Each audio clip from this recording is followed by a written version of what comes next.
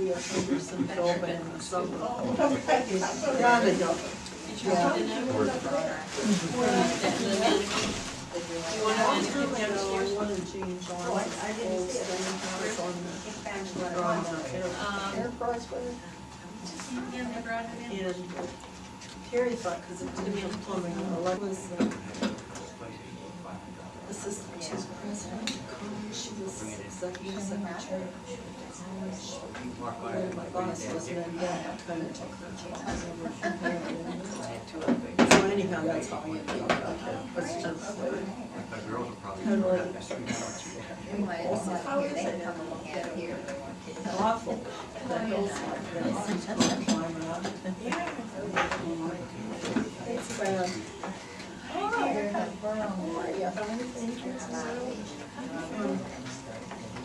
Yeah, so I lived up in the tree and I bored myself in the place paid.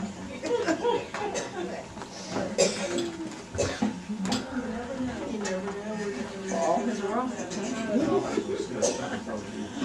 Well, we don't see that very well. Why don't I'm in the wrong property. Well, let's don't draw attention away from the other bad things.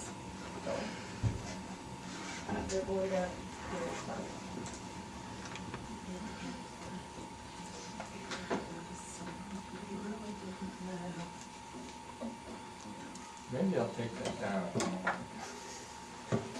So I don't have to look through it. Well, anyone's coming in, so we'll go ahead and start. I have a little announcement to make.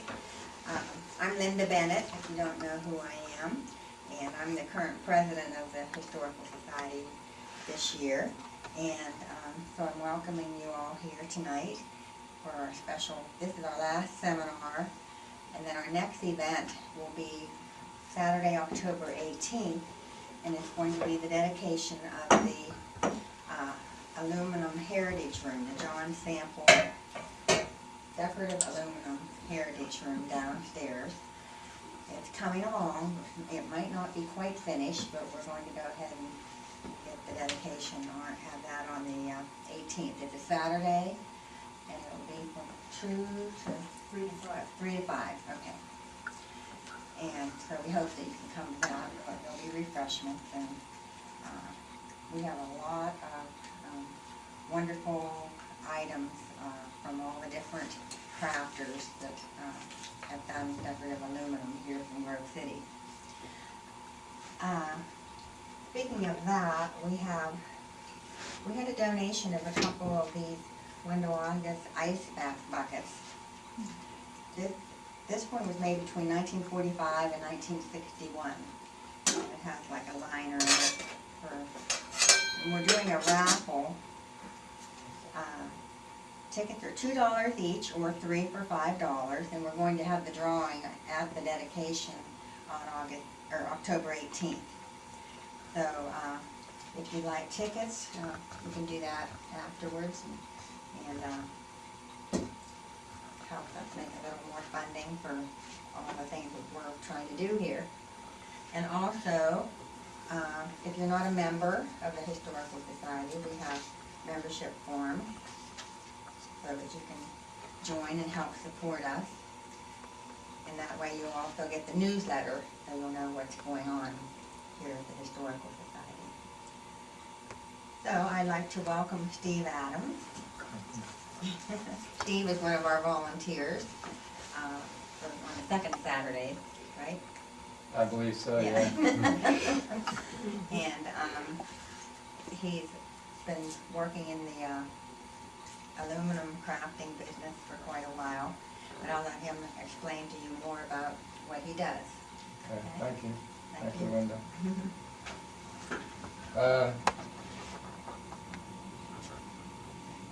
I guess I'd first like to start out with a little bit about myself. I went to school here in Grove City, was raised here from actually 4th grade on, and my first exposure to engraving, 2 places. One would be Arthur Armour, and the second naturally would be Wendell August. And after high school I went to Wendelogis looking for work. Got a job in the finishing department and in material handling. I inquired about engraving then because I had a deep interest in art, but I was told at that time as long as Mattel was there would be no engraving by anyone else. So it was in the family then. I went to school with a friend of mine by the name of Dave Bruck. Some of you might be familiar with Dave. He's a die cutter at Wendelogis right now. We both went down to Pittsburgh school together. After school, Dave stayed in Pittsburgh. I came back to Grove City. I freelanced art for a summer, then went back to Wendelogis because I heard there was a new owner, Bill Connect. And Bill said, well, you can't do anything right now. Nattel is here, Chris is here. He says, but something might happen. And he says, why don't you just work here? And I did. Nattel left. And probably most of you know what Nattel did. He opened up the business with his sons.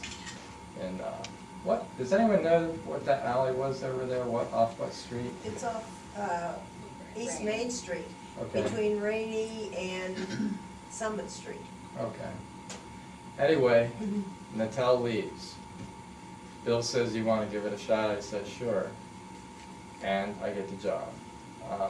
3 weeks later, Chris Rossi leaves, and I go, oh no, what am I going to do now? Because I've only been there 3 weeks. 3 weeks, and I'm already the head die cutter. And I have a lot to learn. So you could say I had to learn quick. I had no choice. And when Chris left, he parted me with a few words, and he said, Steve, look at it this way. Where are you going to get paid to learn as you go? I said, you're right. But anyway, after a couple of years at Wendelogis, Bill and I never really exactly got along. We didn't see eye to eye on a lot of things. I admired his ambition in building Wendelogis, but on a few other things we didn't see things the same way. And after a couple of years there, I left.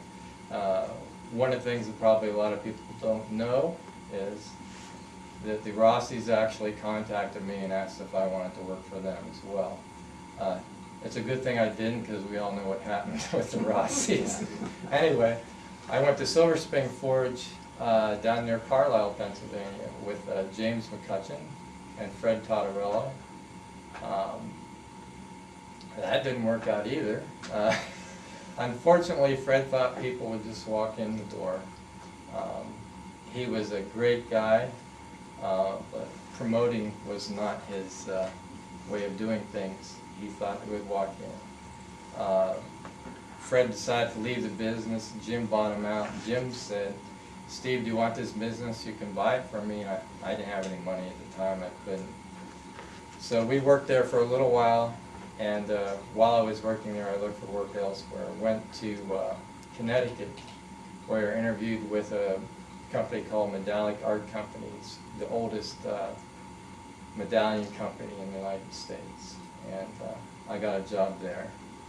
After working there for 4 years, the owner of a company in Green Bay, Wisconsin, Metalcraft Mint, came down and met me in New York City.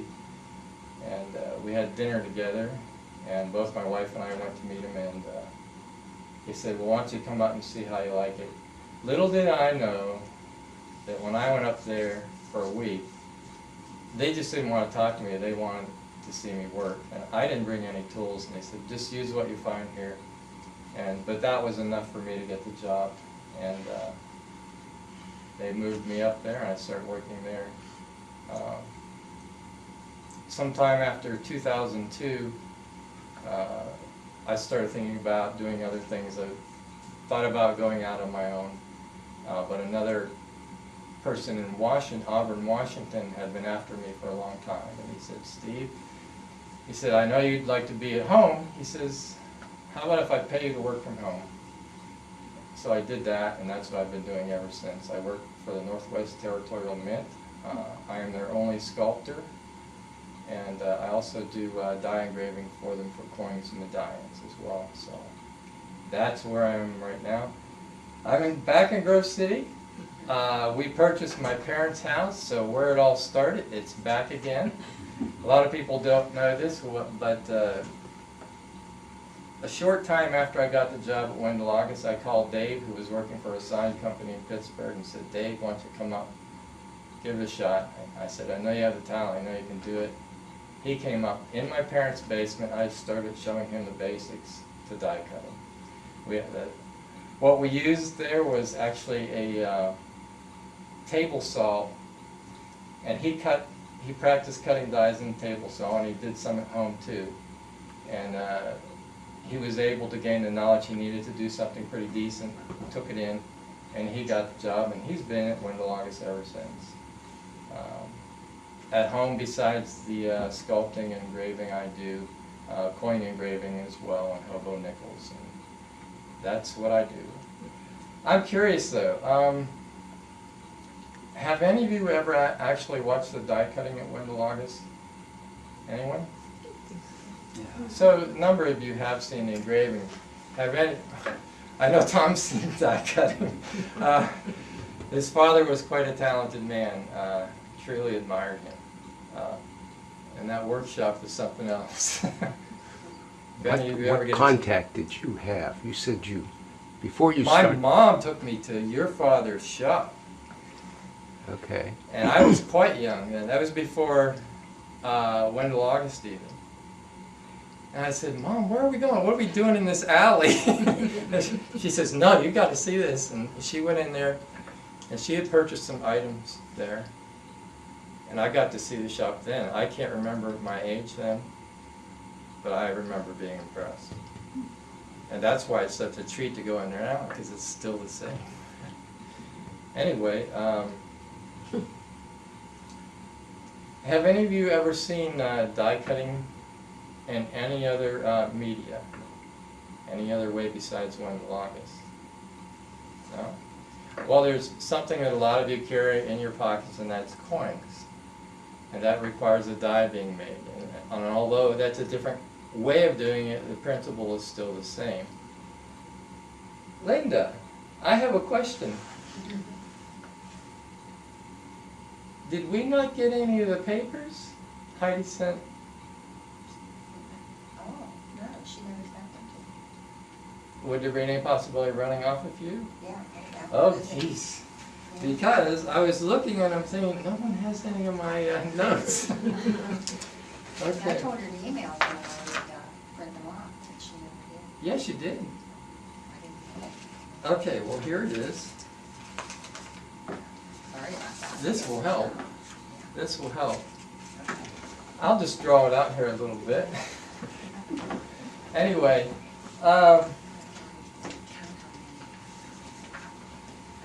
one of the things you may not know about die engraving, other than Arthur Armour and Wendell August and the U.S. Mint, is that die engraving is used in a number of other industries, such as the jewelry and emblematic industry, toys, the auto industry, the plastic industry, printing industry, casting, molding, many, many more.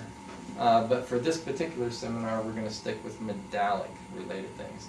And that would include hand hammered, that would include medallions and coins, emblematic and jewelry. As an example, outside of the medallic industry, but cutting dies in the same way, and I'll pass this around. This is for the plastics industry. This looks like metal, doesn't it? Mm-hmm. It's plated plastic. And this is a die I cut for a company making inserts for photo frames. And then you can put whatever photograph you want inside it. I'll pass this around. Very nice. But that goes to show you that there is die cutting outside of the medallic industry. A lot of stuff in toys too. Anyway, let's see. The history of die cutting itself, would anyone have a guess how far back it may go? Wild guess? Indians did it on rocks. On iron dies. Bronze Age. 640 BC. The Lydians did, it's where Turkey is now.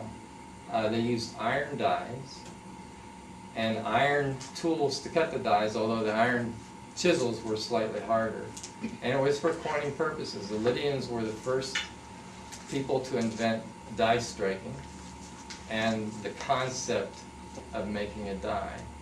I just learned that recently because I had to find out myself, where did it all start? Anyway, we'll actually be discussing some of the methods for making coining dies, the hand-hammered dies, medallion dies as well. But one thing I have here related to coining, this is called a collar die. And this will familiarize with how coins that you carry in your purse or your pocket are made. The reason this is called a collar die is because when two of these are put in a press, there's an obverse and reverse. That's just the two sides of a coin. They go in a press. One goes over the other. A piece of metal is put on top of this die, and the other die comes and meets it and squeezes it. The reason it's called a collar die is metal stretches when it's struck or squeezed. And without a collar, the metal would stretch right off here. Now imagine this. This is a collar. It goes right over that. And when the two dies meet, the collar surrounds it. You ever see the reeded edges on quarters and dimes? Mm-hmm. Inside the collar are little serrations.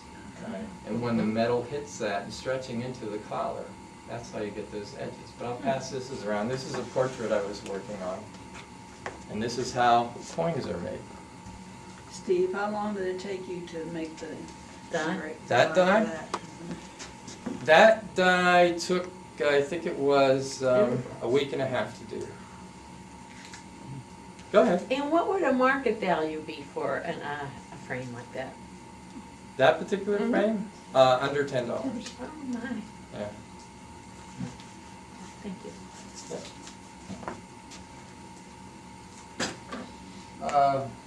Let's see. Have any of you ever thought about the concept of die engraving? I mean, everyone understands that it's reverse and backwards, right? Yeah. Totally negative. It's the same concept as printing, but it's in a negative sculptural form.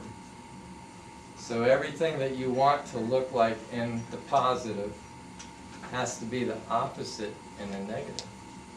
And that's the real trick to learning to do this thing. So if I had to cut a die of all you sitting back here, I'd have to start with Gary and everyone back there, because he's in the back, and you have to layer it because you have to work forward. Whatever is forward in the design has to be the deepest, and it is on top of whatever's in the background. So you have to get very good at layering things. A lot of times you have depth restrictions, so that's the basic concept of engraving. One of the interesting things about engraving is if you do a lot of lettering over the years, like typesetters used to, they could read backwards. I'm pretty good at reading backwards. But the only problem with that, having done it for 34 years now, I confuse the letters in my head, which way they're supposed to go. And there's a term that comes in the engraving circles, and it's called reading right. So when you're creating a pattern of die, you say, well, that's not reading right, is it? Or if you strike a coin and the letter's the wrong way, you still say the same thing. That's not reading right. But it's one of the engraver's things that I got used to in Connecticut. Go ahead. When they paint the pictures on windows, is that a reverse? Yeah. You're doing, I guess that would be a mirror image, right? Yeah. Let's see. The probably most traditional method for engraving is hammer and chisel. And for years, Wendell August did that, and it wasn't until sometime in the 90s that they switched over to hammer and chisel and engraving machines. But the thing is, the engraving machines have been used for quite a while, actually. The pantograph machine is the one that Wendell August has right now. And although they have other engraving equipment, that's one of the machines that is used mostly, combined with an engraver's skills. But I'm going to pass around a picture of a pantograph so people can see what it looks like. By the way, some of the pictures you're seeing up here are just some of the equipment that I use at home in my workshop. But here are a couple of pantographs that are in my workshop, these machines here, plus a couple of notes to tell you the basics of the machine. And then in order to make cutters for the machine so you can use the pantograph, you have what is called a tool and cutter grinder. It has a diamond wheel because the cutters that you use on a pantograph are carbide cutters. It's very hard. So you need diamond to shape the cutters. By the way, one of these, not these particular machines, but we will eventually have a pantograph machine in our workshop downstairs as well that we're making.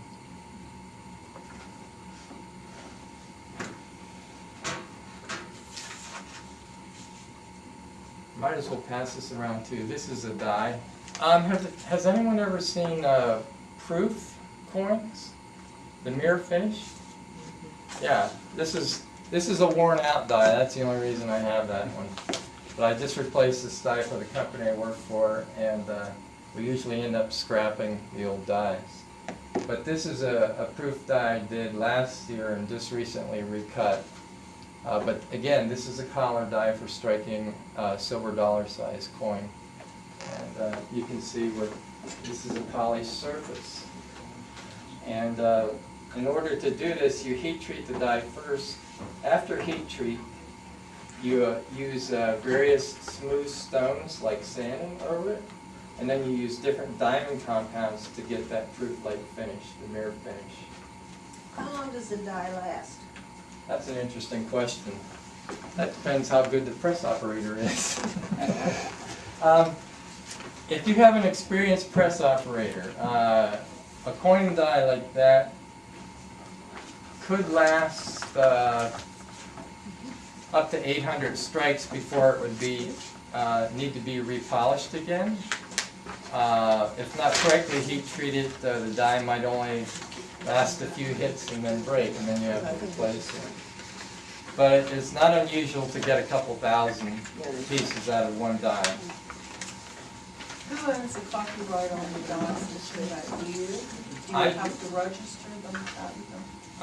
The dies that I make are for the company I work for. So they own everything.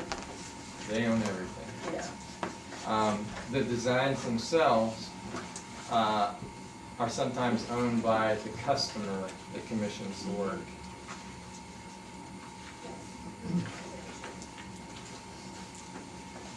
How is it? Oh, go ahead. Looking at this, you said it's plastic. That's plastic. Is the plastic heated or is it cold? It is. It is Heated when they stamp or press it. Yeah. That actually has two dies as well. It has the die that you're holding there. It has a die. The plastic goes into it. Another die comes down on the back, squeezes it. It is hot, all right? And the plastic takes the shape of the die. There are also, in a particular case like that, the plastics industry, they can't let the dies get too hot either, so there's actually holes going all the way through the dies, and they circulate a coolant through the dies. So it's a hot stamp, cool the die. Hot stamp, cool the die. Everyone have one of the sheets? There should be 3 sheets. Thank you so much. She did it. She sent it. I have an email at home showing it. It got lost in space, I think. It happens. Okay. Now I lost my spot. Some of the early, if you look at traditional engraving methods, we left off, we were talking about the hammer and chisel. and we were talking about using the pantograph as well.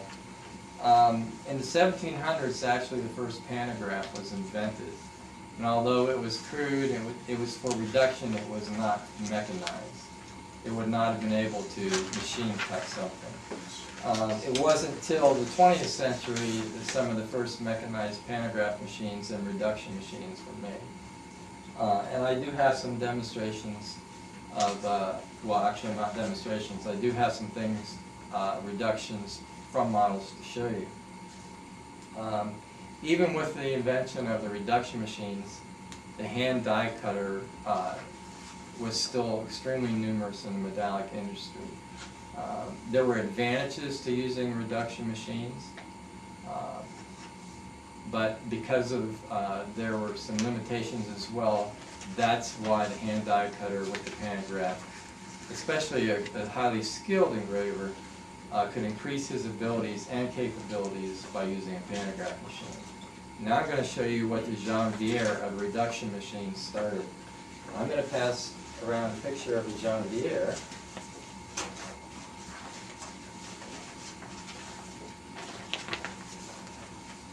This is the Janvier reduction machine. It's made in France, and a very old machine. And if I could just hold this for a second. On this side of the machine was a model. On the other side of the machine there was a die. And as the machine turned, it had gears and pulleys and belts that made the large model and the die on the other side revolve at the same revolution. And as they turn, a stylus would trace the model. There's a bar, you see this bar that goes all the way across? It's setting down right now. But as the bar would fall across the model as they both turn, the stylus would follow the contour of the model, and it would cut the die with a motorized spindle over here. So you could make a model that was, say, 12 inches, and cut a 3-inch die on this side. And that's how this die was made from a model. All the detail you see in that was done from a model. I'll pass that around. How big was the model? I've got something to show you right here. And this was called what again? Janvier what? A Janvier. That's what it was called, that's the name? Janvier. Okay. Yep, it's in your worksheet. Okay, yeah, I see it. Here's a model that would have been on a Janvier machine. All right, this is a plaster model. After this model, you could have started out in clay if you wanted to, but you would have to then pour a negative plaster on the clay, and you'd have to end up with a positive. And then from this positive, an epoxy was made. The hard epoxy was used on the Janvier machine for reduction because plaster would have got eaten up by the stylus. That's why you need a harder substance.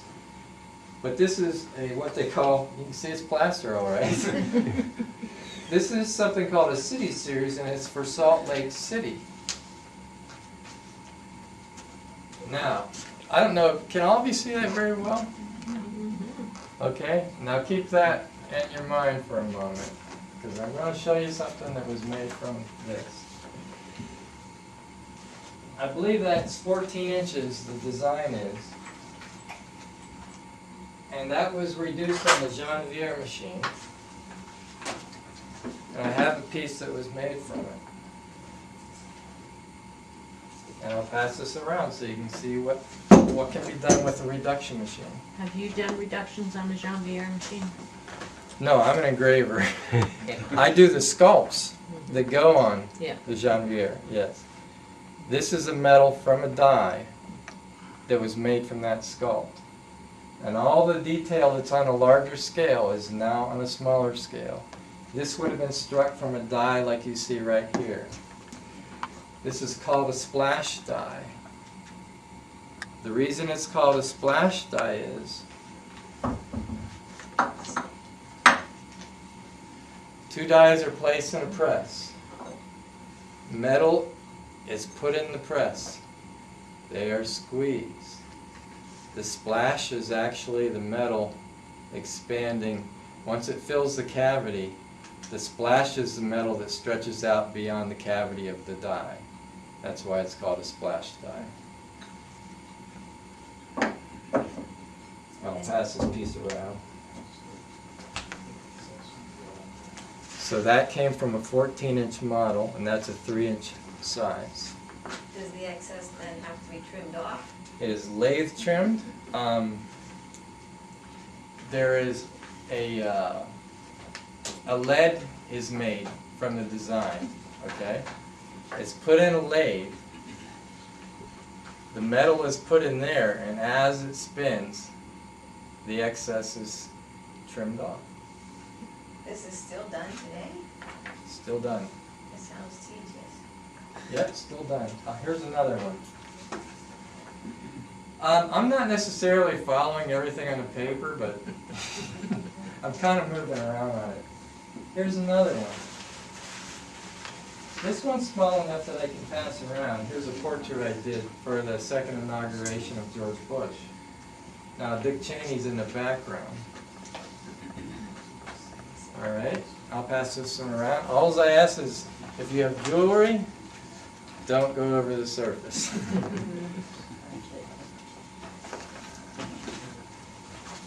Is that the plaster or is That it is plaster. Yep. Now here's the metal from that plaster. This is one I did the front with a sculpt that you see right there, and then I engraved the back by hand. So you can do it both ways. You engraved the die Yeah, for that one? yeah. So it was, you made it this Actual size. actual size.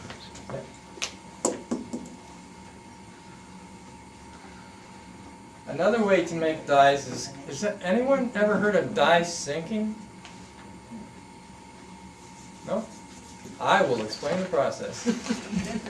Okay, one of the old ways of making dies from existing dies was called die sinking or hubbing. Now hubbing sounds like it has a U in it, and I don't know why they say hub because it's actually spelled H-O-B. Don't ask me why, but that's how they do it on the East Coast. So if you had an existing die and it cracked, let's say, you'd want to draw a hub from it. What you'd want to do is take a soft piece of steel, prepare it to sink into the hard die. Because that die is cracked though, you have to put a steel band around the die so that when you squeeze it in the press, it will not break.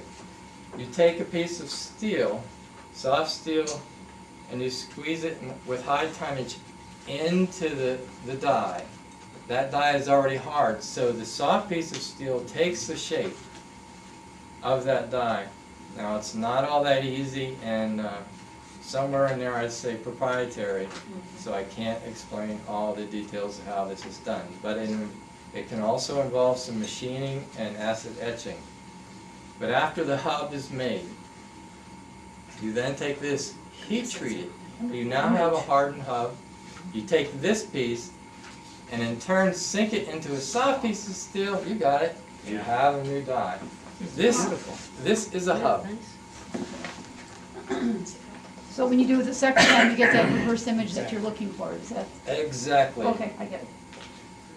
Only thing is, when you get the hub, it may show signs of that crack that was in the die you're trying to repeat.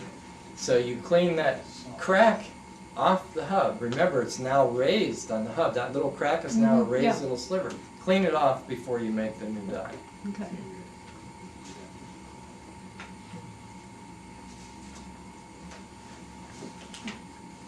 Why does the eagle have its head down? Why? Ask the designer. Oh, I'm just okay. an engraver. Okay. Now here's an emblematic piece for the. Some kind of sign. I think it's for the Church of Latter-day Saints, actually. The top of this die is a little dirty, but the side is not, so you probably don't want to rub your finger in that die. But here's a piece from that die right here.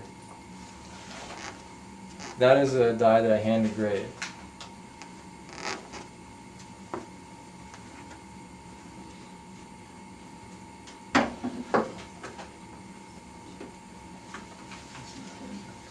Okay, I think I'll explain the pantograph now. And if any of you ever want to see a pantograph and what it looks like, you can always go to Wendell August. If you're lucky enough, Skip, do they still let people in? See the guys? They can go in, but they have windows Yeah, that you can look in. okay.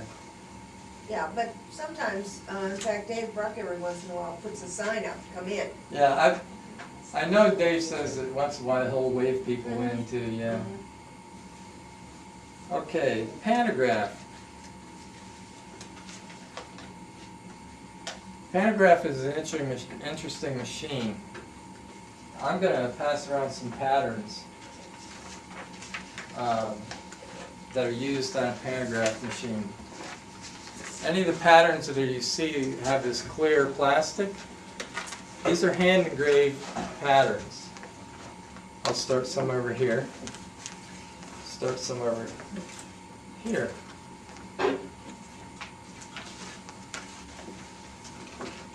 Now what you do is you have it's a small V parting tool like a wood cutting tool, and you literally engrave the pattern.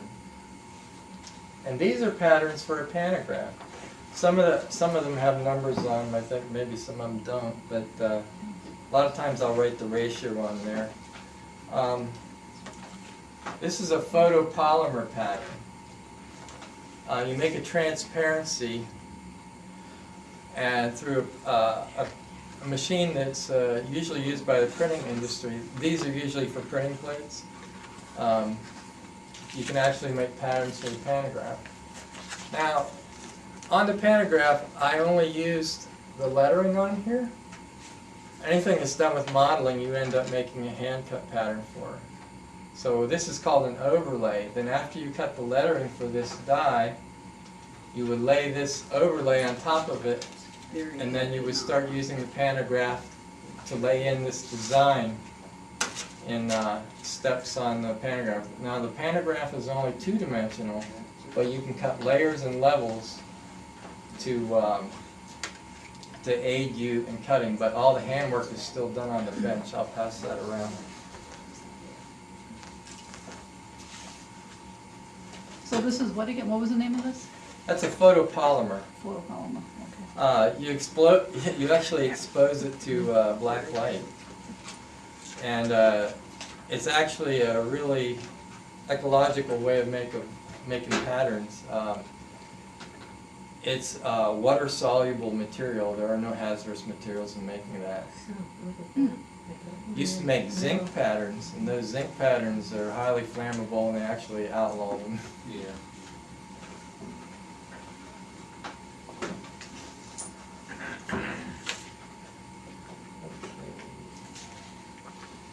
I'll get back to the basics of the pantograph. On the pantograph, there's a work table at the top. I'm sorry, there's a copy table at the top. That is the table that these patterns go on. Now transferring from the copy table to the work table involves a set of pantograph arms, an armature that holds the spindle, and then the cutter that is turned in the spindle to do the engraving. If I were doing a 3-inch metal, I might do a 12-inch pattern.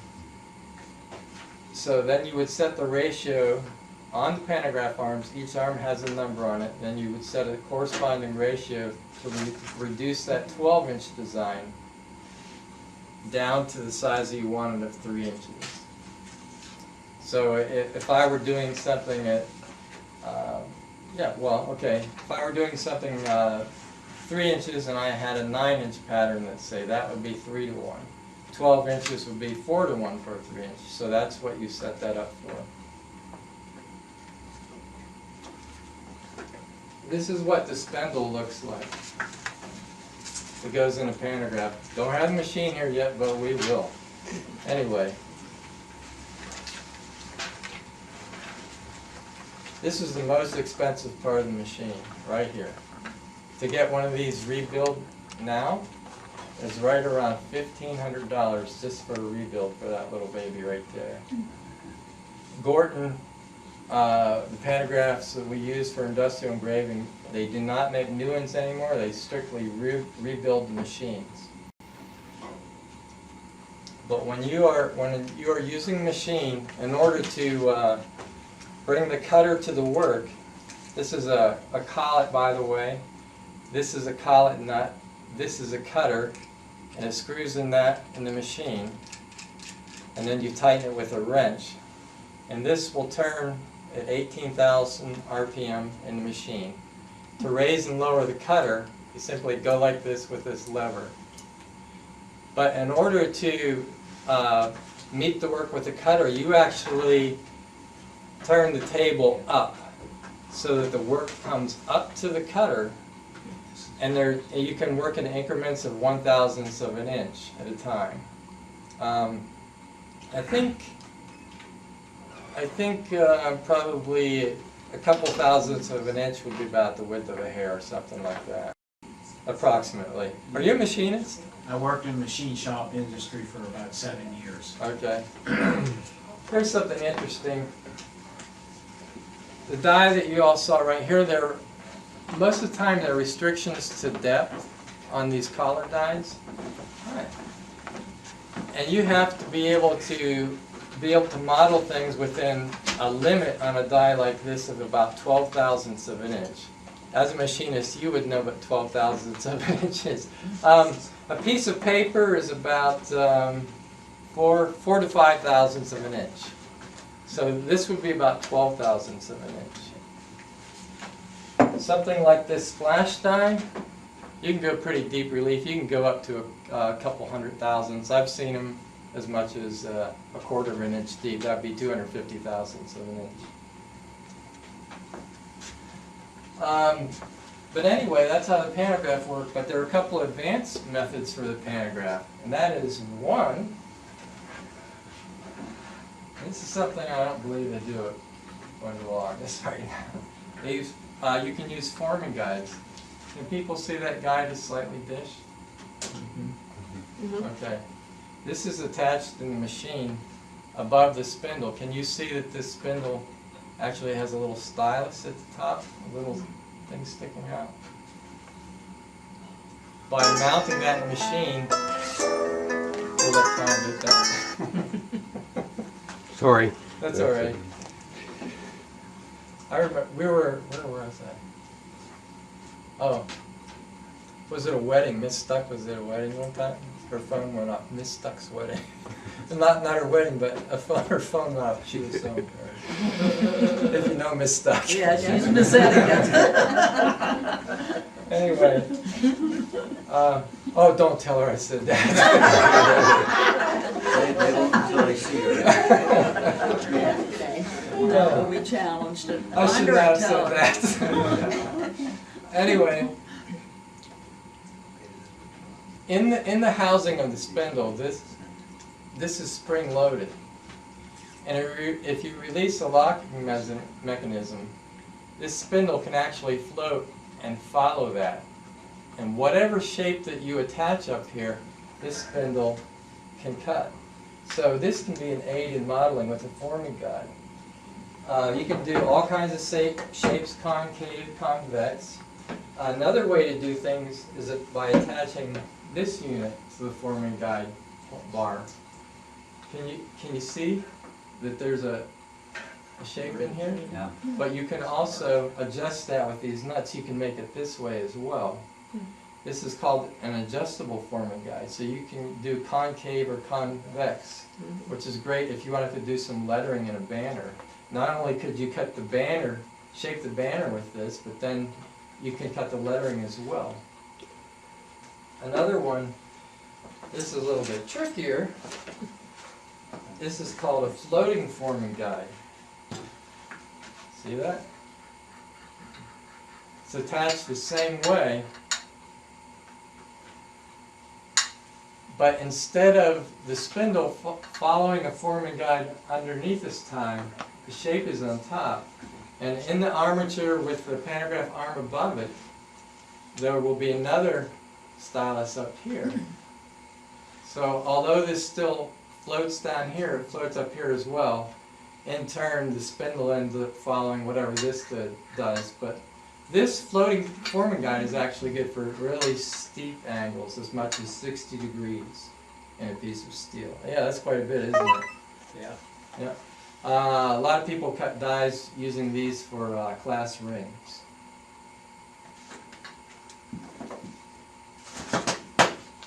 I just stepped on bubble pack. Okay. So I think that just about covers the paragraph. Does anyone know what the new reduction equipment looks like? It's computer controlled. And it's spelling the death for hand die cutters and engravers. Not for sculptors though, but for engravers it is. This is called a CNC machine. And there are CNC machines, it's a computer controlled machine. But there are machines that are geared towards the die cutting industry. Not only metallic, the other industries that I mentioned before. This machine can cut dies 24/7. You can set up to cut up multiple dies in this. Ways of using this machine. One is to do two-dimensional engraving on the machine.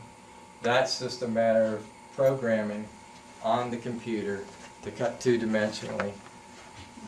The other thing it can do, it can digitally cut dies, but that involves having a digital artist, some really fancy programming, and some people to attend to the machine. Even though the dies are really nice coming off there, a lot of times they need cleanup and little handwork from a hand engraver as well. The other way you can use it is to scan sculpts, like the sculpt I showed you, for instance. You can laser scan that, and through some really fancy software, it converts it so that the CN machine can then in turn engrave it. But that's the way of the future. As more and more companies use that, there'll be less and less of me. Probably 100 years ago, there were several thousand or more hand die engravers. Now in the United States, there's probably only a couple dozen that are any. There might be 50 that say they're die engravers, but maybe only a couple dozen are any good at it. And of that couple dozen, maybe there's only a handful that are just really old school talented at it. So there's just not many young people getting into it anymore. And why would they? I mean, there are easier ways to do things now. Let's see. I think I have some examples of pieces that were reduced on the CNC.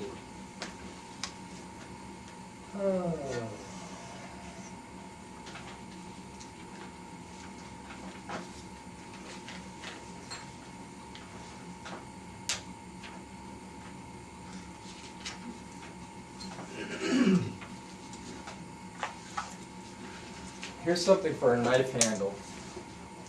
This was done from a model.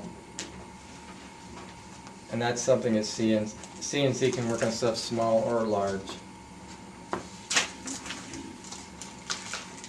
You're really not limited to what it can do. It can do most anything.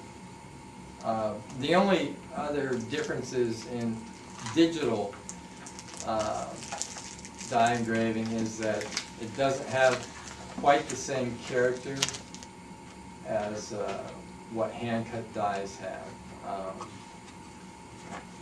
We're probably a few years away from really being good at that. It just doesn't have quite the same character.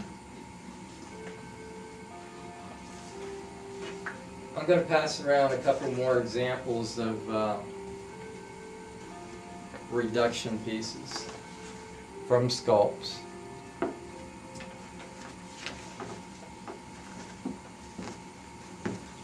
The pieces I'm passing around are all ones I did, by the way. I wouldn't show you anything I didn't do. Steve, the computerized things and doing all different types of engraving, where does it play in this scrimshaw on putting on bones, designs? That's all hand done. Yeah. It's like people used to think that gun engraving is all hand done, and it's not. A lot of things that you get from factories and stuff, they have multi-axis computer engravers that can do any curve on a gun now as well. But if you want a piece of art, you go to someone that's a hand engraver, whether it's scrimshaw. By the way, I should say that ivory is banned now, so can't go that. If someone asks an engraver to do that, he says, well, no, can't do it. But anyway, gun and knife engravers are still the most artistic, is someone who does it by hand. And that's really where a lot of the die engravers are going now too, because their field is playing out. In fact, our company has been looking for more die engravers, hand die engravers, for probably 10 years now. We've interviewed a dozen people, and they all turned out to be of that group that say they are, and they really aren't. So, I mean, it's even hard to find a die engraver now. But a lot of the die engravers have had to subsidize their income by going into other fields now as well, gun and knife engraving and coin engraving, which is one of the things I do, but that's another thing altogether. Let's see. I have some samples of some of the sculpts that I worked on. Now, all the pieces in here would be CNC. These are not Janvier. These are for the CNC machine.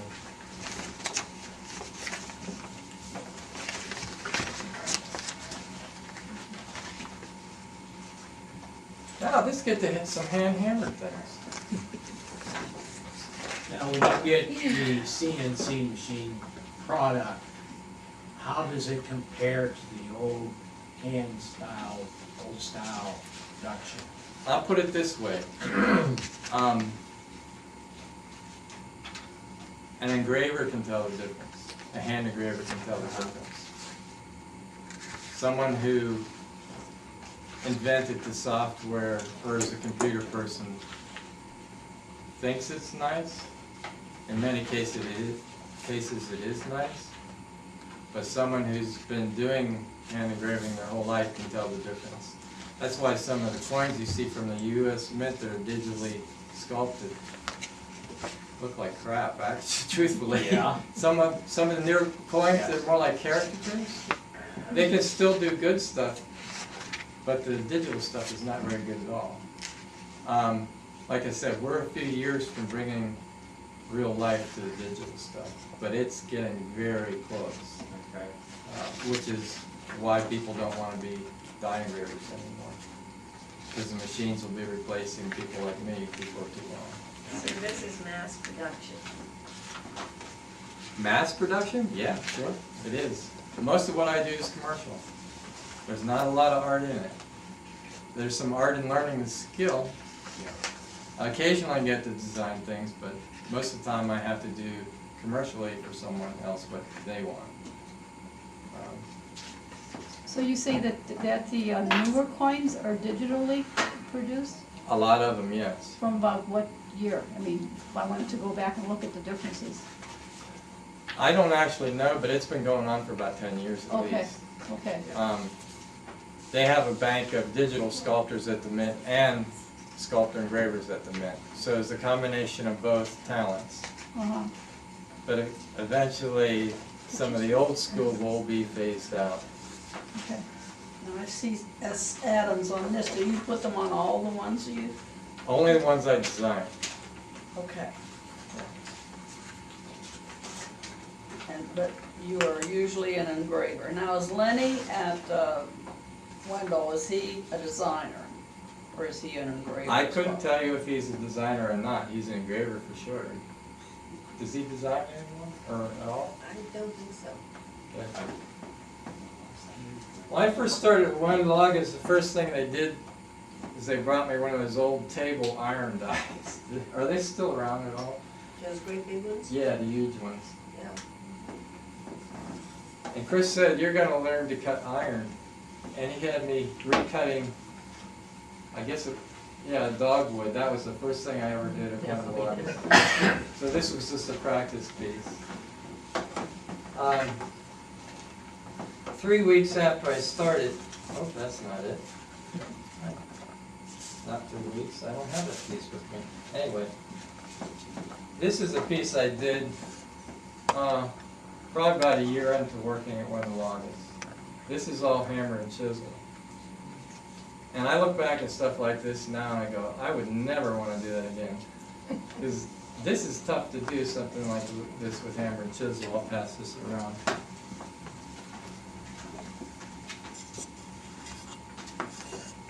But yet there's an art to that, doing that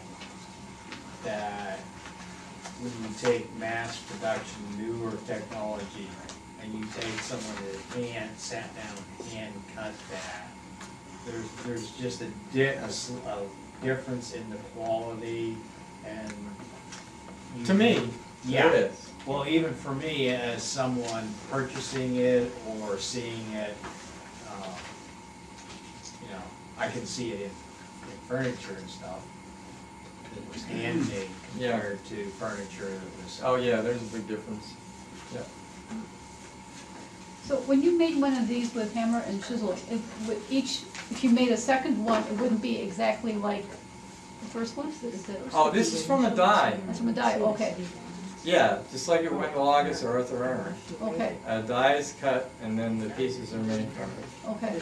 But you cut that die. Oh yeah. But I just don't have the patience for that anymore, nor would I want to.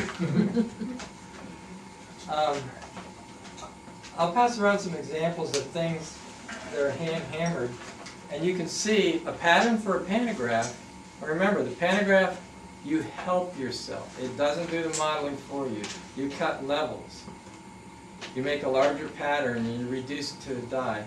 Here's some pieces to show you the pattern and show you a piece from the die.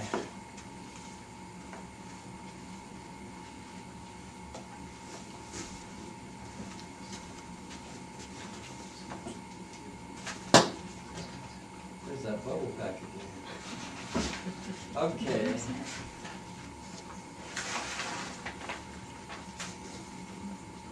Who has the plastic piece?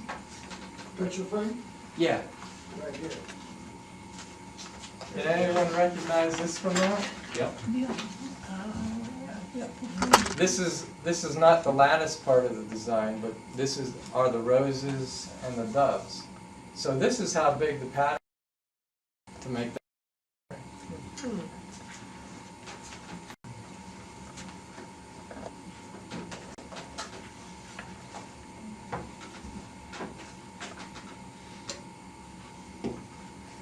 Here's something interesting. I did a die in Green Bay for hand hammering. It was a carousel horse because people were asking if I could do a carousel horse. So this is not pantograph. This is hammer and chisel.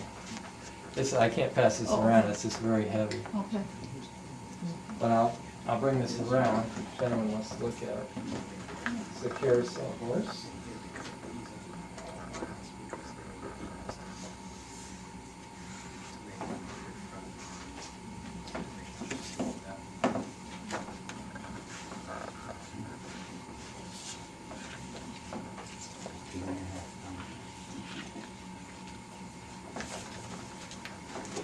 What I did with that particular piece then was I hired a miniature paint specialist, and he painted one on aluminum for me.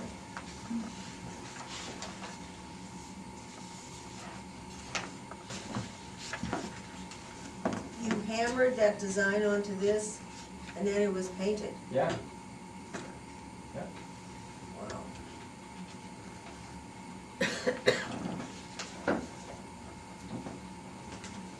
Here's a piece that I talked to Skip about, that 3 engravers worked on. Probably not a lot of people know about this one, but this, when I first went there, Natal had already started this design. Chris took over to finish it, did not finish it, because he was leaving. Then I finished a piece, so Natal Rossi, Chris Rossi, and I worked on this piece, this die. But your initials aren't on it. They may be. Tell you the truth, I don't remember where they're at, if they're there. Yep, they're there, I just found All them. 3 of you? Nope, Bill Bill took yours off. took my initials off a lot of things when I left. Yeah. So whose initials are on that? My initials are on this piece, because this is an old piece. How do you know about that? He was pretty mad when I left. Oh, you told me that. Okay. You told me that he took your initials off. Yeah.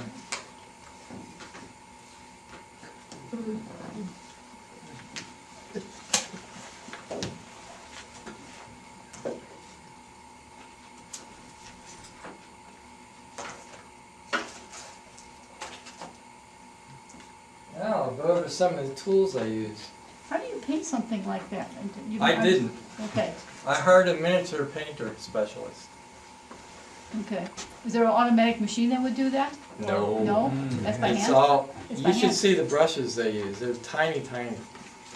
He even painted, see, he painted my signature too. Okay. But there's a whole culture of miniature painting specialists. One of the things they do is they work on, ever see the tiny little pewter figures? Not the ones like this, but there's some very tiny ones like that. And they specialize in painting them. That's incredible detail. Looking at it. Okay, since we're talking about hammering and chiseling being the oldest method, here's my tool that is from 1982. I kept this. I started right after 1 August. I bought this hammer. I put the date on the bottom. And I've had this one since 1982. Sears Craftsman. Been using it ever since. It never has come loose. And I've cut hundreds of dies with this hammer. The other hammer you use is a little jeweler's hammer. And this is for really repetitive work with punches. Just doing stuff like that. The chisels I use with little grooves in it. And you can kind of use it like a fulcrum. You can use it for leverage. You put the graver in one of these grooves. If you really want to gouge out a lot of metal, you can use that, these two pieces together to remove a lot of metal.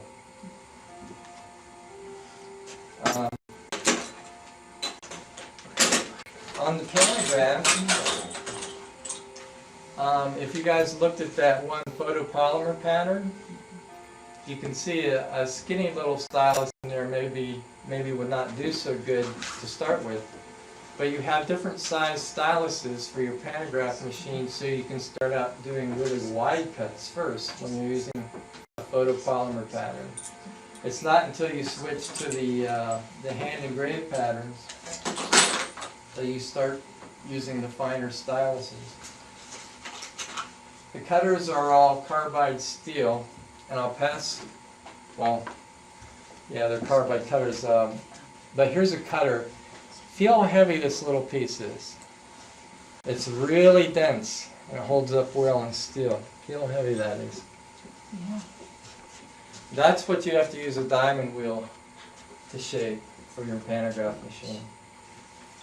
For cleaning up cutter marks, some of the things that you use are called die maker and mold maker stones. It's just like sanding, that's all it is, in steel. But you can shape these in a grinder if you have a really small spot to get into, and you can smooth it out with these. And it's best to use either kerosene or a thin oil with these. For tipping off tools, you can use a dresser like this. You can get these in diamond grits for tipping off the cutters. You can also get them in boron. And the other quite old-fashioned tool are the punches. Now punches are really good for repetitive work. Shapes, textures, leaves, I mean you name it. Whatever you can think of, you can make punches to match. And some of these are very creative. I'll pass around a few. Let's see now. I'll pass around a texture, a banner, a blossom,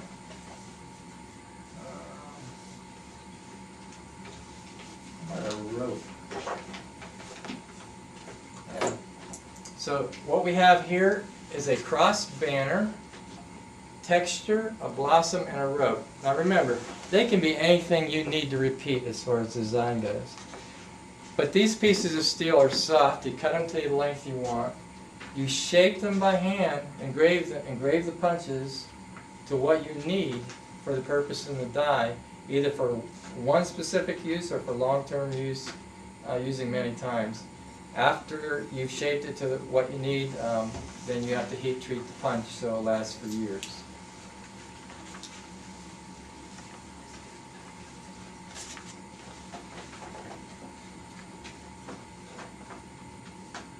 Another set of tools that I use quite a bit are called micro engraving tools.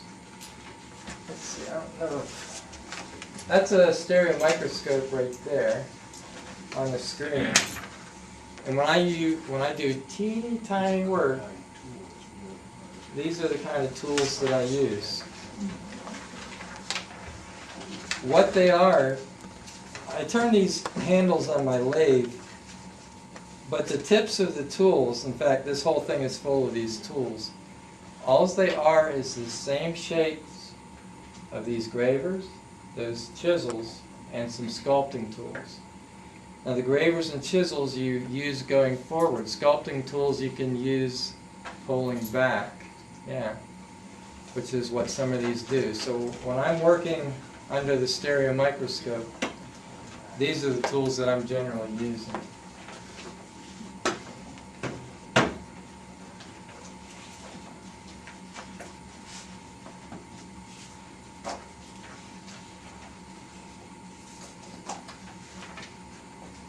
Now here's some pictures from the bench that I use at home and the stereo microscope.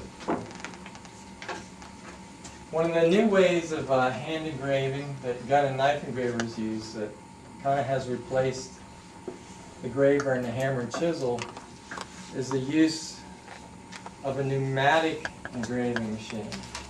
And this is one of the machines that I have that I also use near my stereo microscope. Different attachments can be used. This just happens to be an engraving handle right here. And you hold the tool when you have a foot pedal on the floor. As you press the pedal, it reciprocates, but so fine and so fast that you can hardly hear the separate beats. It's just, instead of using a hammer, all you have to do is guide the tool and it will engrave. You can use this for stippling as well. You can also use it for rotary tools, high-speed rotary.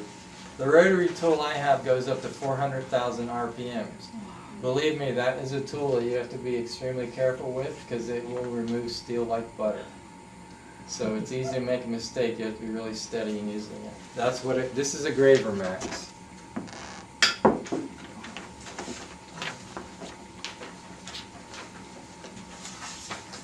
The last tool I have up here is called a flex shaft. And probably some of you have seen a tool like this before. I know they have it where the log is as well. All it is a motorized flex shaft. You have a foot pedal on the floor. You can put all kinds of tools in here. You can use carbide cutters. You can use steel cutters. You can use mounted stones. And this is good for removing metal or smoothing metal as well. It's a nice tool to have on your workbench.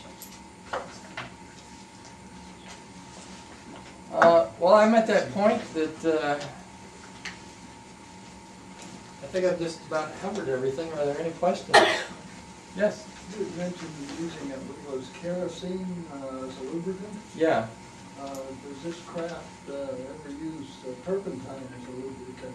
I've not. I don't know if you can or not. I've just only ever used, me personally, I use a light oil, a light machine oil. Well, I worked in a machine shop where they cut large aluminum pistons. And of course, on the lathe, they were turning very fast. Yeah. And they used turpentine as a tool. I believe that would probably work. What tools do you use to make these punches? Jeweler's files, chisels, gravers, and one of these. Whatever works. The punch steel is either water hardening or oil. It must be slippery or something. Water hardening or oil hardening. After you get them red hot, you can quench them in either of those two, depending on the type of steel it is. After you do get them hard, you want to draw them back, reduce the brittleness. So you heat them up slightly again, but not as hot this time, just to get rid of the brittleness so they last longer. Because if you make a punch too hard, You must have passed the they'll back break, they'll shatter. It's gorgeous. I'm at the point right now where I can actually do some demonstrations if anyone wants to watch. Sure. I set up a little example up here as well, and this die is something I started in the basement. Here, it shows some of the basics, if anyone wants to look at it, of die cutting.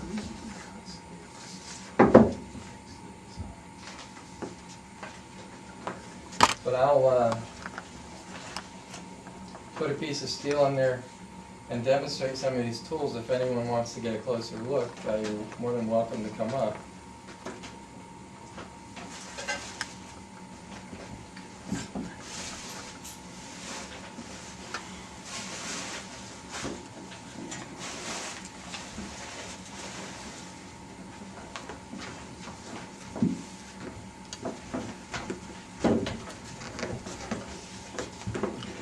And punches. If anyone wants to give it a try, they can. I did a hobo nickel demonstration of Slippery Rock, and there were roughly 4 or 5 people who wanted to give cutting nickels a try. It's the truth.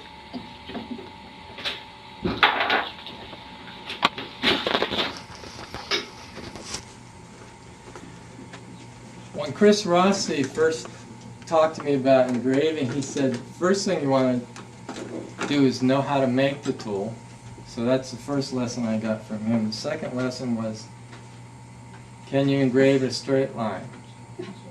Well, I can draw a straight line. Why can't I engrave a straight line? Well, at first it wasn't real straight. See, I can't draw a straight line. Yeah, But if I sit down and sketch it, I can sketch a straight line. yeah. Well, he had me do straight lines, and then he said, now do a curved line.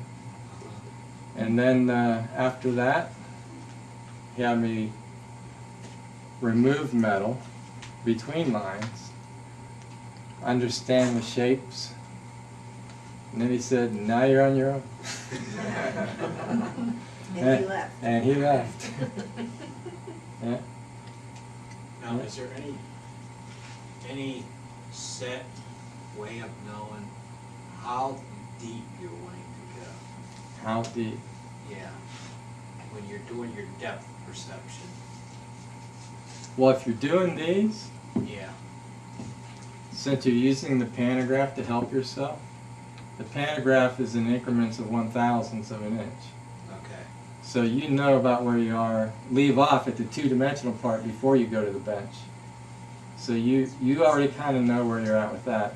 On hand hammer dies, you're just guessing. But over time, it becomes a very educated guess. I mean, you could always take the die and check it. You know, you could put a depth indicator on it if you had restrictions. One of the basic pieces to use is optimizers. Yes. Now this is like $35, $40, you know. Stereo microscope, almost $2,000. So if you're wanting to learn, this is where. Start right there. Start right here, yeah. So I'll just cut a few lines here. Oh, I can't use these with this. Maybe you could.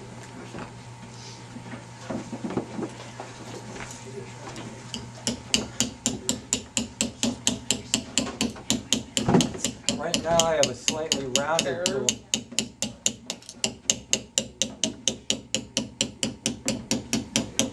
Can you see? Can you see that piece of steel? Mm-hmm. Sliver. Yeah, so I'm trying carefully not to dig around anyone. So if I were doing a leaf, I might go like this, if that was the stem. I wondered what the game plan was. I'm just playing it by ear, so Uh-huh. I want another leaf in there, okay? You can also see there's a little demonstration on that piece there as well. No, I'm okay.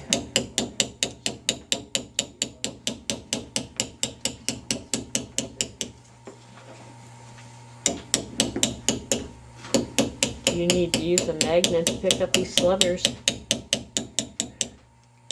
I'm trying to not to make too many, and we'll look for them afterwards because we don't want them up here in the carpet.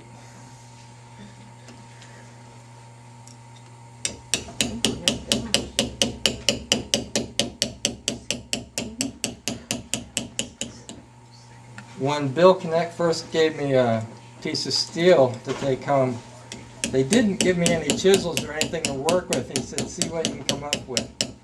So I used a cold chisel and a screwdriver, shaped them into something.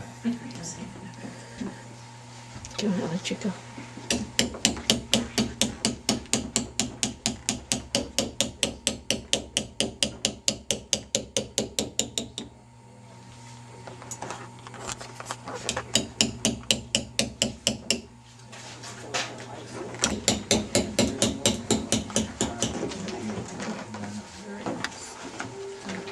Now that's just lining something up.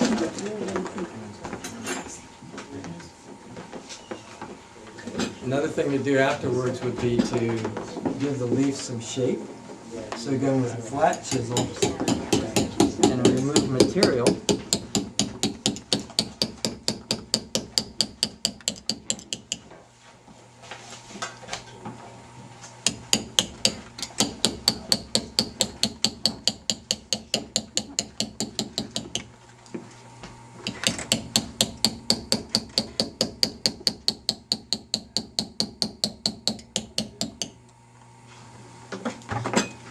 Another thing you can do would be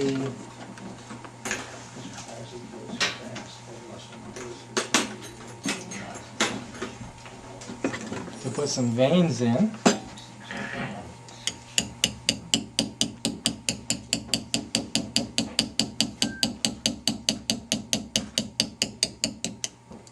Now I'm just doing pretty basic here.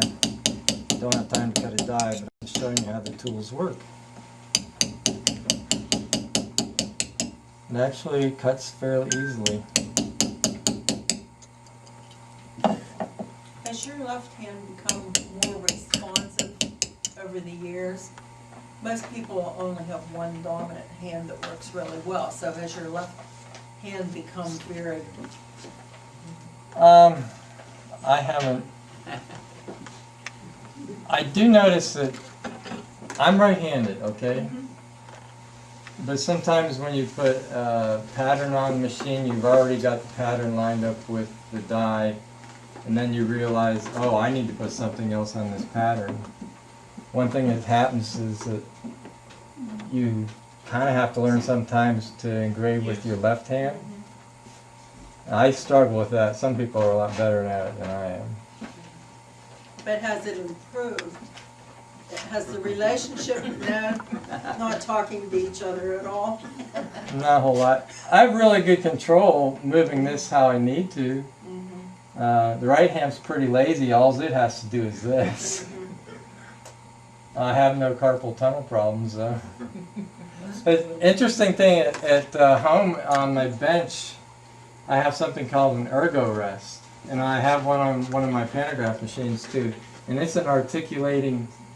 You can put your arm in it, and it can go anywhere and hold the weight of your arm. So if I'm spending hours at the bench, I have that support and movement. I don't have to hold my arm up all the time. When you first start pantographing, you've got one arm like this, holding the stylus. You got one arm like this, controlling the spindle. You'd be surprised in your first 3 weeks, 4 weeks of pantographing, oh, your shoulders just start hurting. You wouldn't think it's a big deal to hold your arms out like this. It hurts after a while, but then you get used to it. But these ergo rests, they're a really good thing. But I remember one of the companies I worked for, this insurance guy came in, he says, oh, you can't have your guys doing this all day. And he thought it would be cool to put bungee cords from the ceiling so our arms would be like this. And we said, no, we're not doing that. But the other thing that helps if you're an engraver is tilting the work towards you. And that's the whole reason for this and for this. At home I actually have my top of my bench mounted on a tilt table. So all I have to do is crank it and I can change the angle. The other thing is the work I hold is usually in a chuck, so I can turn that as well. The whole idea is to relieve stress on your neck and back if you need it. If you reach a point where you hurt your back or neck, then you need it more. Does anyone want to try using a chisel or a punch or anything? You can if you want. I have the lines already traced. So I'm in there so I can Oh, trace. that's what he does. Here's something kind of fun. Try this here. You can put the chisel right there. This is a rope. So if you were going to do a rope border, this will make a little noise. You hit that. Sorry, I can't see from this angle. Okay. Now you see that's 2 pieces of rope? No. Let me do one more thing. Right. Now, no, you stay right there. Okay. Because there's 2 pieces, you now interlock one of them into the last piece. See that? Interlock one. Try it. Okay. You can make a whole rope border that way. I got 3 ladies, but I have to be there by 5:30, so. Hit it good. You got to hit pretty good. There you go. Now you have to